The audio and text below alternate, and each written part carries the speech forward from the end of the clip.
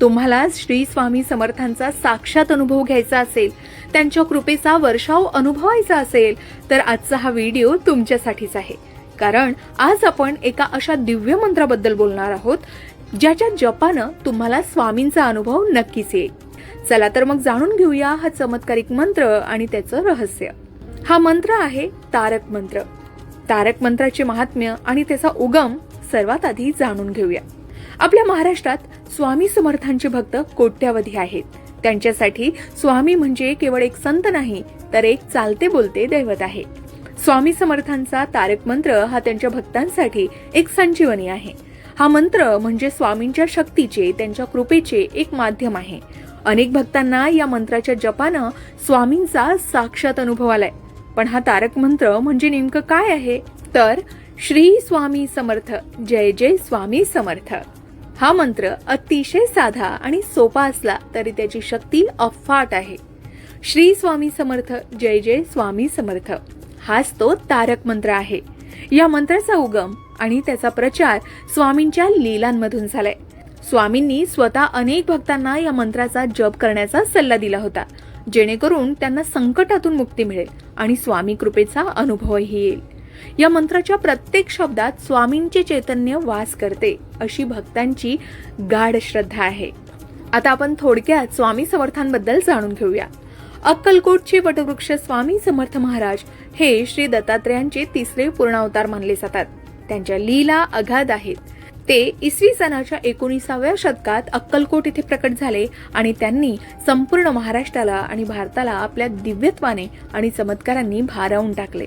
त्यांनी भक्तांना केवळ आध्यात्मिक मार्गदर्शनच केलं नाही, तर त्यांच्या सांसारिक अडचणीही दूर केल्या. भिवू नकोस, मी तुझ्या पाठीशी आहे हे त्यांचं वचन आजही करोडो भक्तांना आधार देतं.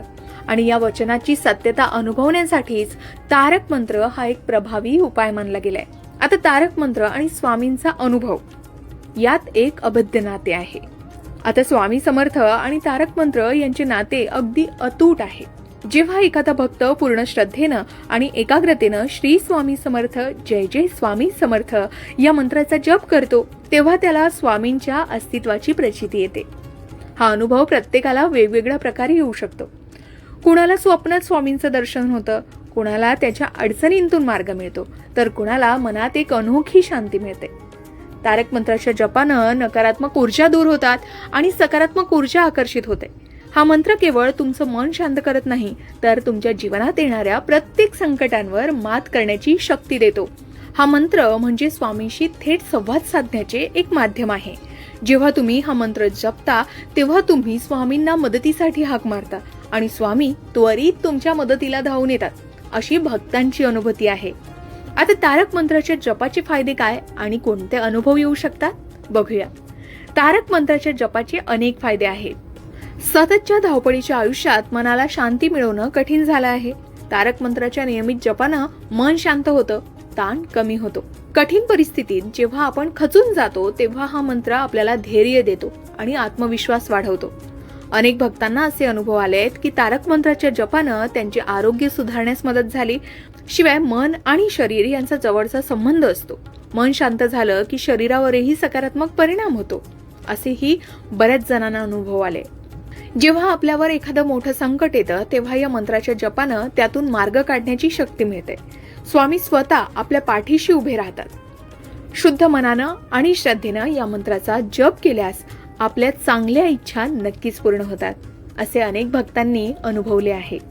या मंत्राच्या सामर्थ्याची अनेक उदाहरणं आहेत. एका भक्ताला व्यवसायात खूप मोठं नुकसान झालं होतं आणि तो पूर्णपणे निराश झाला होता. त्याने एका स्वामी भक्ताच्या सल्ल्यानं तारक मंत्राचा जप सुरू केला. अवघ्या काही महिन्यातच त्याला नवीन व्यवसायाची संधी मिळाली आणि तो पुन्हा यशस्वी झाला.